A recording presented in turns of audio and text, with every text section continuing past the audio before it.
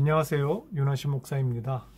오늘은 요나 성경 공부 네 번째 시간 요나서 2장을 함께 공부하도록 하겠습니다. 물고기 뱃속의 요나라는 제목으로 공부를 해볼 텐데요. 우리가 지난 시간에 이 요나가 하나님의 낯을 피하여 이 배를 타고 다시스로 가다가 풍랑이 일었고 선원들이 요나를 바다에 빠뜨린 후 이 요나가 물고기에 이렇게 삼켜지는 여기까지를 공부했습니다. 요나가 이 바닷속에 이렇게 던져진 다음에 하나님께서 큰 물고기를 준비하셨다라고 되어 있죠. 이제 많은 사람들이 이 이야기를 듣고 과연 이게 실제로 벌어졌는가, 이게 가능한가 라는 어떤 의문을 표시하는 사람들이 많습니다. 어떤 신학자분이 이렇게 이야기를 하더라고요. 자신은 하나님이 그렇게 큰 물고기를 만들었다라는 것을 믿을 뿐만 아니라 물고기 뱃속에 냉방장치나 카펫까지도 깔아주실 수 있다고 믿습니다. 무슨 말입니까? 하나님께서 사실 작정하시면 그 능력에 제한이 없다라는 이야기겠죠. 물고기 뱃속의 요나는 처절하게 회개하고 또 감사하는 노래를 부릅니다. 지금까지 자신이 해온 그 탈출의 노력, 하나님으로부터 벗어나려는 그 노력이 실패로 돌아갔음을 인정하고 하나님께 다시 서원을 약속하며 감사하는 그런 내용이 이 장의 내용이지요. 이 요나서는 이 구약에 나오지 않는, 다른 데서는 보기 힘든 그런 내용들이 많이 나옵니다. 이방인의 죄악을 용서하기 위해 선지자를 보내는 그런 하나님, 다른 데서는 나오지가 않지요. 그리고 하나님의 뜻을 거역하고 도망치는 비상식적인 선지자. 그런데 하나님이 이렇게 말 안 듣고 도망가는 선지자를 단번에 심판을 하시는 게 아니라 열심히 설득하시고 돌이키려는 하나님의 모습, 어느 하나 다 흔치 않는 그런 내용들입니다.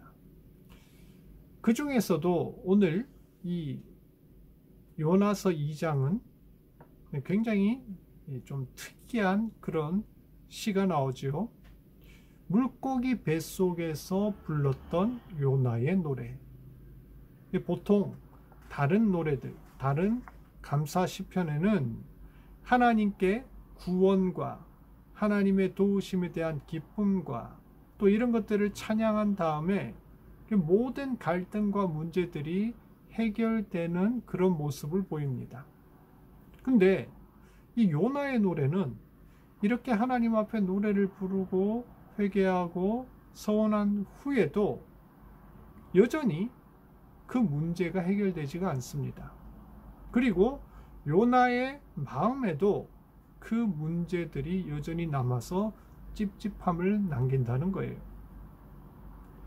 오히려 하나님께서는 이 요나서 2장 다음 장에서 모든 문제들을 다시 재처리하시는 그런 모습들을 보여주십니다.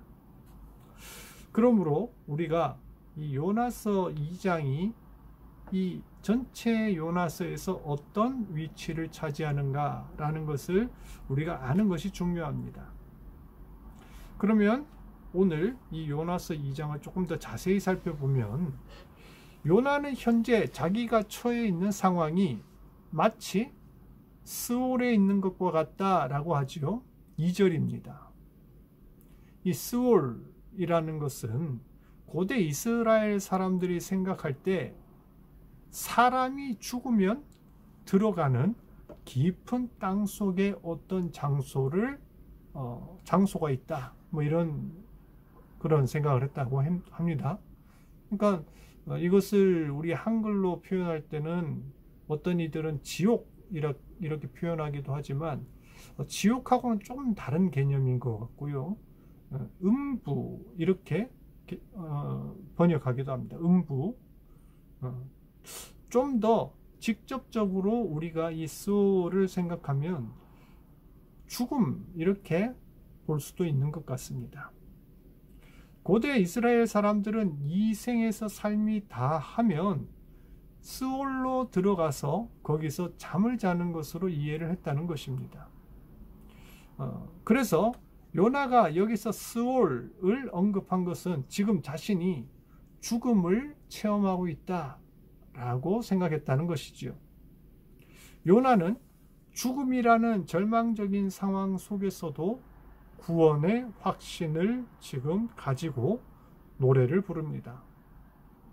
최악의 순간에도 구원자이신 하나님을 바라보고 부르짖음으로 응답을 바라는 것이죠.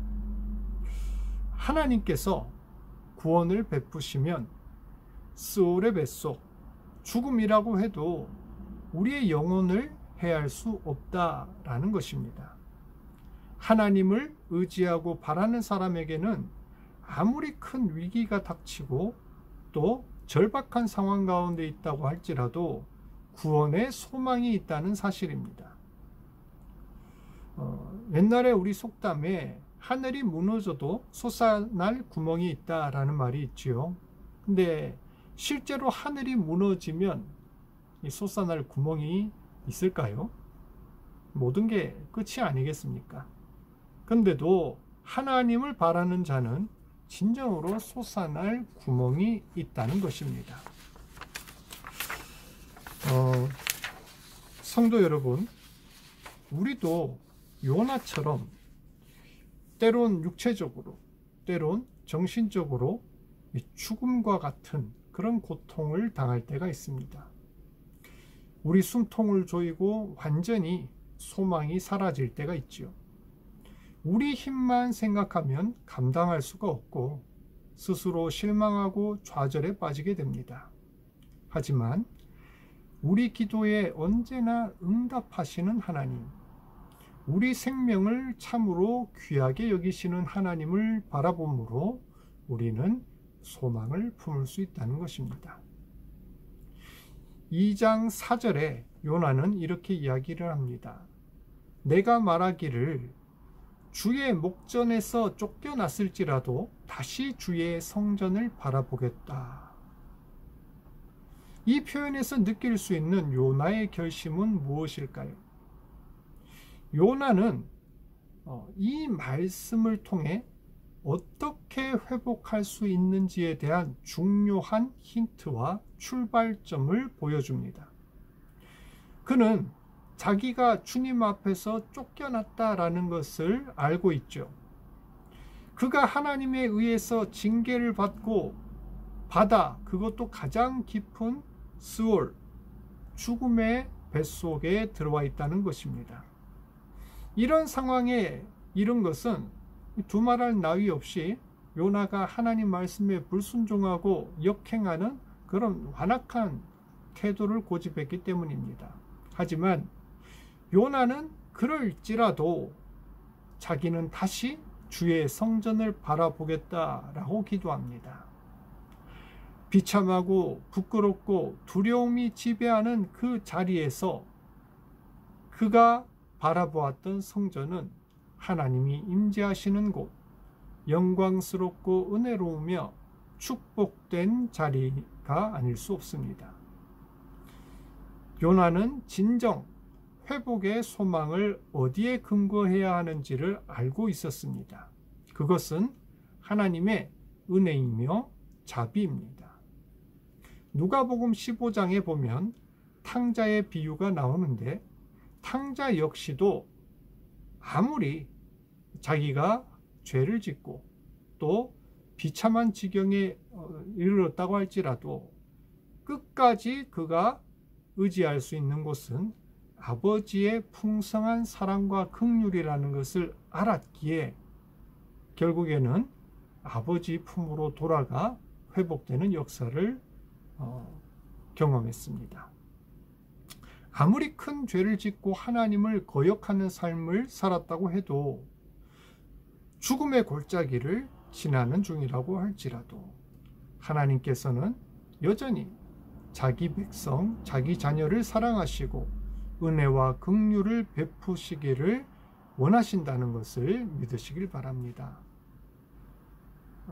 계속해서 6절을 보시면 내가 산의 뿌리까지 내려갔사오며 하였습니다. 산의 뿌리란 그 당시 이 사람들이, 근동 사람들이 생각했을 때 가장 깊은 곳, 가장 사람이 내려갈 수 있는 가장 깊은 곳을 가리킵니다. 사람은 하나님의 역사에 의하여 고난을 당할 때에 자기를 돌아보게 되고 겸손할 수 있습니다. 자신의 죄를 깨닫고 회개하는 마음을 가지게 되지요. 요나는 가장 깊은 곳, 더 이상 낮아질 수 없는 곳까지 자기가 낮아졌다라는 것을 실감한 다음에야 하나님을 찾고 하나님 앞에 자기의 죄를 통회하고 자복하고 있습니다. 로마서 6장 1절과 2절을 보면 회개란 죄에 대하여 죽는 것을 의미한다고 합니다.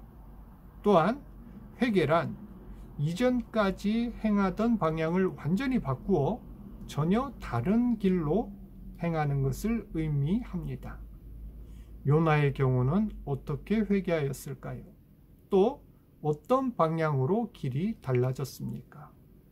그전까지는 하나님의 말씀을 듣지 않고 하나님이 명하는 반대 방향 다시스로 행하고 있었다면 이 물고기 뱃속에서 극적인 회개를 통하여 하나님의 말씀을 향하여 하나님께서 명하신 그곳을 향하여 인생의 방향이 바뀌는 경험을 하게 됩니다.